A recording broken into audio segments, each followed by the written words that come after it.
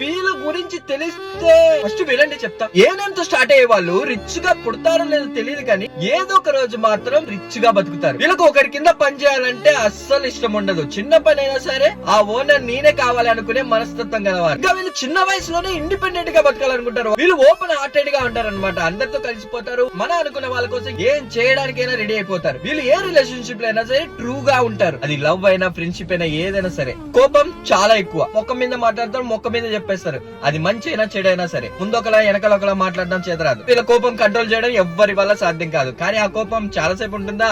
అలా కూడా ఉండదు, కొద్దిసేపు మాత్రమే. పొరపాటున కూడా వీళ్ళకి ఎవరైనా యాటిట్యూడ్ ఈగోలు చూపించారంటే ఆ యాటిట్యూడ్ ఈగోని తిరిగి వాళ్ళకు 1000 ఇంతలు చూపించే వరకు నిద్ర కూడా పోరు. దాంట్లో మాత్రం అస్సలు తగ్గేదే లేదు. ఈ లైఫ్ లో కన్నా ఏ నేల్టర్ తో స్టార్ట్ అయ్యే ఫ్రెండ్స్ గాని ఉంటే వాళ్ళని ఎప్పటికీ వదులుకోకండి. మరి మీరు చూసిన వాళ్ళు కానీ మీకు తెలిసిన వాళ్ళు కానీ ఏ లెటర్ తో స్టార్ట్ అయితే వాళ్ళకి వీడు